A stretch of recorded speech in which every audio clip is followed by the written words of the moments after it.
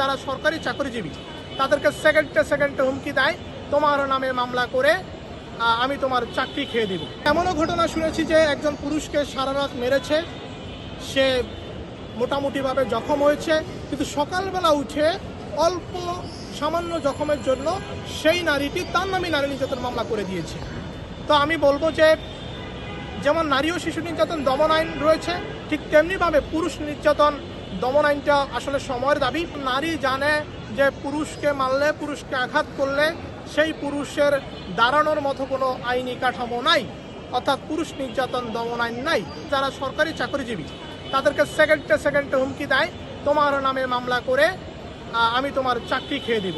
তো বলবো যে এটা আসলে আমার মতো, আপনাদের মতো যত আমরা পুরুষ আছি সকলের মতে পুরুষ নির্যাতন দমন আইন খুবই প্রয়োজন।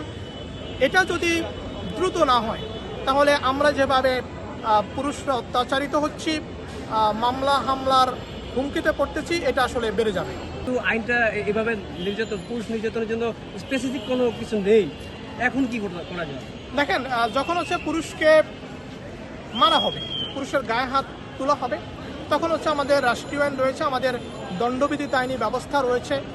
যেমন হচ্ছে একজন সাধারণ মানুষ আরেকজন সাধারণ মানুষকে গায়ে হাত তুললে যেই মামলাগুলো হয়, আমরা যদি সংক্ষেপে বলি যে মারামারির মামলা, আঘাতের মামলা, গুরুতর আঘাতের মামলা, সেই মামলাগুলো একজন পুরুষ একজন স্ত্রীর বিরুদ্ধে করতে পারবে যদি স্পেসিফিক ডকুমেন্টস থাকে, প্রমাণপত্র থাকে যে না, তার স্ত্রী তাকে মেরেছে, তার স্ত্রী তাকে হত্যার চেষ্টা করেছে, তাহলে আমাদের দণ্ডবিধিতে প্রয়োজনীয় ব্যবস্থা রয়েছে, সেই আইন অনুসারে সে আগাতে পারবে। কিন্তু নারী ও শিশু নির্যাতন দমন আইনে যে ব্যবস্থা রয়েছে ওরকমটা যদি হতো যে স্ত্রী যদি অকারণে আমাকে প্রেশার দেয়, অকারণে আমার কাছে চাহিদার সৃষ্টি করে, অকারণে আমাকে জ্বালাতন করে, অকারণে আমার গায়ে হাত তোলে, তাহলে স্ত্রীর বিরুদ্ধে যেন আইনি ব্যবস্থা নেওয়া যায়, সেটার জন্য পুরুষ নির্যাতন দমন আইনটা খুবই দরকার।